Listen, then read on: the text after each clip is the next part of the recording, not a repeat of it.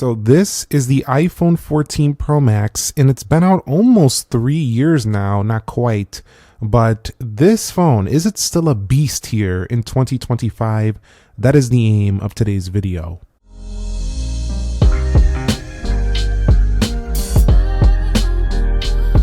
So what is up, guys? Nick here, helping you to master your technology, and let's discuss the iPhone 14 Pro Max and if this phone is still a beast here in 2025. Now, why was this phone groundbreaking or a big deal back in 2022, and do these features still matter? We'll talk about the very first one, which is the dynamic island. Now, the dynamic island is a feature that is still liked by many and enjoyed by many today. However, some other phone makers have actually cloned this on some cheap phones, and some other manufacturers have actually copied some of the feature sets that came with the dynamic island. So instead of putting another notch, Apple found a way to integrate features within the phone, and the dynamic island has been a mixed bag, I would say, amongst everyone. Not everyone loves it, not everyone dislikes it, some people love it. So really, that was a really big feature and allowed things for notifications, ongoing activities, and it kind of like uses the software and hardware together. So it's kind of a cool feature. Now, the phone also got the first time 48 megapixel main camera. Now, this was a quad pixel sensor, so it dramatically improved the overall condition, like the quality in low light, basically. So it also brought a higher aperture. So basically sharper photos. However, it was definitely more of a pro phone. So you could get some issues with focus if you didn't know the distance or the focal length of your shots. So I would say the 13 Pro Max was a little bit more of a consumer grade camera. This phone was also the first to bring always on display to the iPhone. So the iPhone 14 Pro Max still having a lot of the features that people love and enjoy today on the current iPhones. It also had very fast performance with the Apple A16 Bionic chip. So if I go to Geekbench 6, you'll see very fast performance. In addition, it retained the 120 Hertz that we found on the 13 Pro Max for the first time, which was a very smooth experience, and we still love it to this day. And things like crash detection, emergency SOS via satellite, providing users with quite a nice suite of safety tech on here. And combining that with the Apple Watch, you had a very nice ecosystem of safety tech right in your pocket and on your wrist. So this phone's design and build quality in 2025 are still superb. The stainless steel edges for some gives that heft that some people associate with a premium feel, and you could see the edge is incredibly shiny. Now this space black edition I have here was more so black on the polished rails here, but more of a darker gray on the rear. But I really like how they complemented each other, and it kind of reminds me of the Apple Watch Series 10 in terms of the look of the color. So nothing about this screams an older phone. It still feels very up to date, very high quality build, and it's sturdy. The stainless steel feels very sturdy on this phone. Again, if you hit the cameras, because on these iPhones the cameras stick off the back of the body, if you do hit those camera lenses on the right angle, I've actually seen people crack those lenses. So they are still easily crackable if you drop it on the right angle. Apple logo on the rear. The only thing that does look rather old here is the lightning port. They are now on USB-C, so that definitely is not beast mode in 2025, but the overall build quality is still a beast here at this current time. I do like how it's held up. It actually feels more premium in some cases than the titanium one, as it just has a more hefty feel, and some people will associate that with higher quality. Now, the actual display quality itself is OLED, so it's incredibly nice. Everybody knows OLED is the best of the best when it comes to, phone screens. So it's very good. Some people will like LCD if they don't like PWM, but at the same time, that doesn't make it a better overall. Contrast ratios are superior on the OLED technology, but also this thing gets super bright as well. So taking this outdoors was no issues. However, it did auto dim a bit more than the current phone, so it's not really a beast in retaining its brightness for a long session, especially when it tweaks to its highest nits. But definitely it's usable. It's still higher than a lot of flagship phones that are still launching today. So yes, I would say the overall display is still beast mode. The bezels are a little bit more noticeable now that they came out with thinner bezels. But again, when you're using this day to day, you wrap it around a case, no one's ever really going to notice. This phone still feels like on the front that I'm using one of the latest iPhones. So yes, the display is still an industry leading display for sure. Just not necessarily anything over the top impressive anymore because so many other flagship have come out since this phone. But that doesn't take away from the fact that you can really enjoy a lot of but that doesn't take away from the fact that you can really enjoy a lot of content on here, no problem. So if you want to watch Apple TV, you want to watch Netflix, it's going to look superb on here. And the contrast between different colors is also superb. So I really enjoyed it. Also reading on here with the black model here, you have an easy flow, especially when on dark mode. When on dark mode, the bezels and the body matches up very well. It's easy to get very focused in on your content and pretty much enjoy that. Let's go ahead and take a look at some iPhone news here. And you'll see a new iPhone coming soon. And people are already swirling around the rumors. But yeah, you can just really go to town on reading on here with this wider aspect ratio. It's been a joy. And it's still pretty much a beast when it comes to consuming content in 2025, for sure. Now, the performance differences, the gap between this and the A17 Pro, the A18 Pro versus the A16 Bionic are not as substantial as you might think. In the real world, the 6 gigabytes of RAM in the A16 Bionic still fly across iOS, no problems. Yes, you do get better gaming performance. Sustained performance is a little bit better on the newer ones for sure, but I don't think in general everyday iOS use anybody is going to notice a major difference. However, this chip didn't allow for the AI or the Apple Intelligence, which hasn't been that impressive anyway. But if you want to be on the cusp of AI innovation, this phone is not for you. But overall, the performance is still beast in 2025. You can play all your favorite games, no problem. They're going to run well.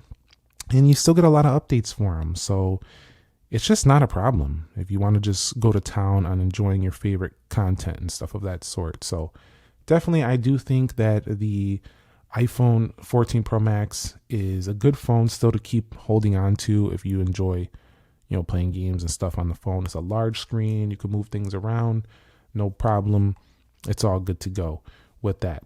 However, there is no split screen or landscape mode on this phone, so that's not very much a beast here in 2025. Now, it still uses the same Face ID biometrics that we've been using for many years, so nothing about that feels special because it's been on basically all the iPhones. But it's in the dynamic island, so at least it kind of looks cool still up there. It looks like the higher end phones of today, so that's something, but nothing over the top impressive there. Now, battery life after all this time has still retained a pretty acceptable battery life. It's definitely not the largest cell in here, but it still can get around 28 hours, 29 hours. So it's an all-day phone for sure. If you do charge it up, you in the morning, by the time you take off at 100%, you're going to last the whole day, no problems.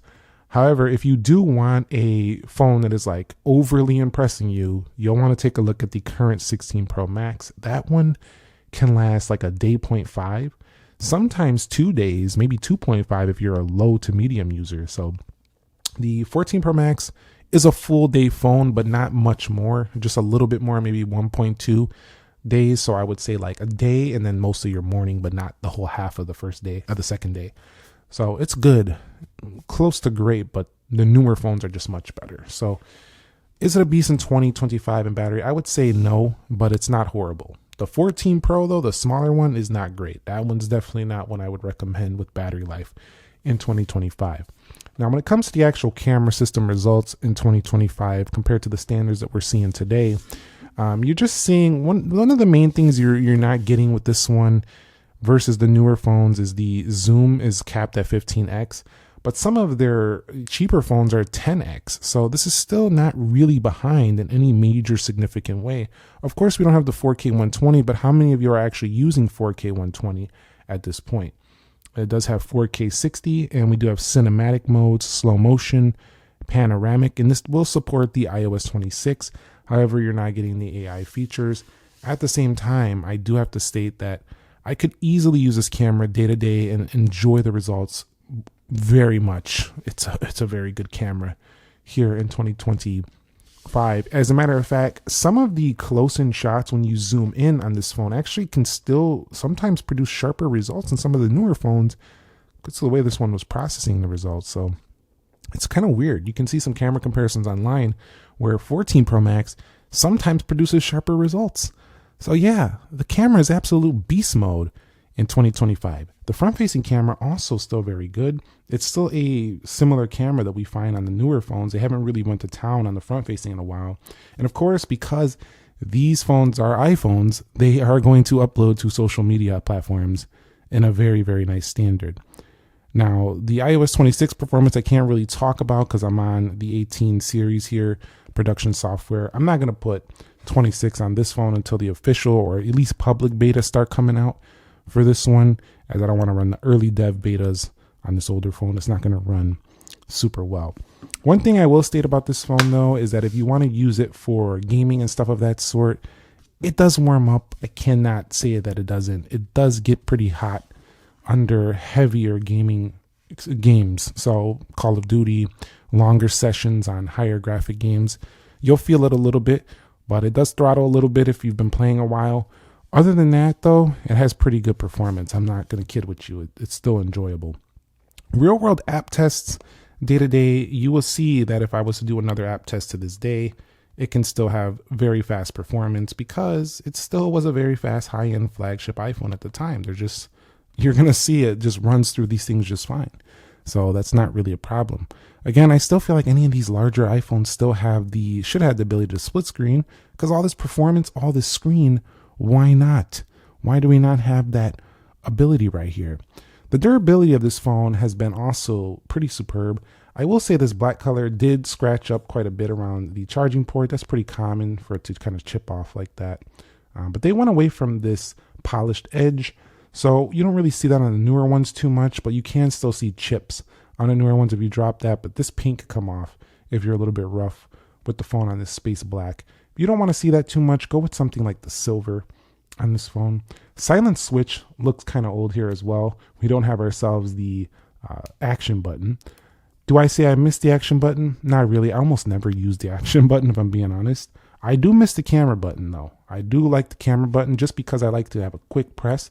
It does start to become habit, and you just use this for faster access to the camera. But you can still access this camera very quickly by just hitting the camera button right there. So it's not really a need. It's just kind of a nice to have feature on those new ones. Now, when it comes to the resale value, are we actually seeing anything drastic? And the answer is no. This is a phone, so it's actually dropping year after year. As a matter of fact, if you wanted to get, let's go ahead and see what people are selling it for on eBay. We'll see. 531, 500. That's still very high compared to a lot of other phones. So $500-600 is nothing to sneeze at. This is still a very, very good price overall.